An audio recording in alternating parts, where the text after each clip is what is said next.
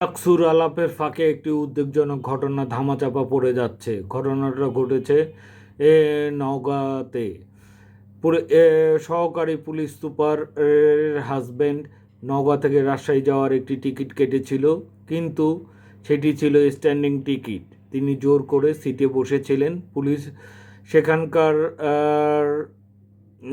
Supervisor এবং বাদল সাহেবের সাথে তার তর্কাতর্কি হয়। এক পর্যায়ে তিনি বাস থেকে নেমে যান এবং শাসিয়ে যান তার স্ত্রী পুলিশ সুপার বলে। রাত্রে সেই পুলিশ সুপার শ্যামল রানী বর্মন বাদল সাহেব অর্থাৎ বাস ড্রাইভারকে ডেকে নিয়ে যেয়ে শারীরিক নির্যাতন করেন। কিন্তু ঘটনাটা আমি যেভাবে বলতে চাচ্ছি যে এই নির্যাতন করার পরে সেই এলাকার জনগণ এবং মোটর শ্রমিকের ভাই বোনেরা কেউই এর প্রতিবাদ করেনি। মিডিয়া ফোকাস পাচ্ছে না। বাদল সাহেব বা শ্রমিক লীগের যারা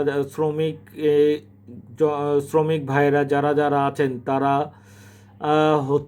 ডিআইজি বা আইজি সাহেবকে জানাতে পারতেন।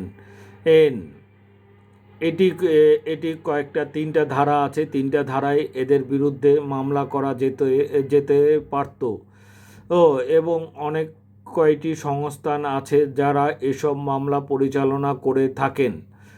জাতীয় মানবাধিকার কমিশন আছেন, বিভাগীয় তদন্ত আছেন। ডিআইজি বা আইজি সাহেবকে আপনারা লিখিতভাবে দিতে পারতেন। অনেকভাবেই এদেরকে ধরা যেত। সাক্ষী প্রমাণ, বাসের তথ্য অনুযায়ী যাত্রী ছিল এবং সুপারভাইজার সিসিটিভি ফুটেজ সংগ্রহ করা এবং আইনি সহায়তা প্রদানকারী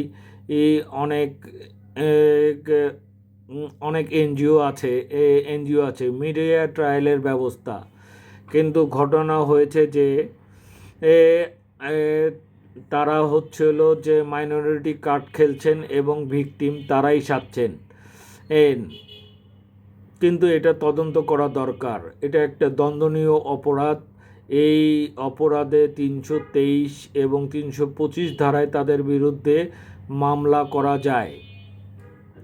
কিন্তু মাইনরিটি কার্ড খেলার জন্যে এএসপি শ্যামল রানী বর্মন ও তার স্বামী সুন্দর মতন বেঁচে যাবেন, এটা হতে দেওয়া যাবে না।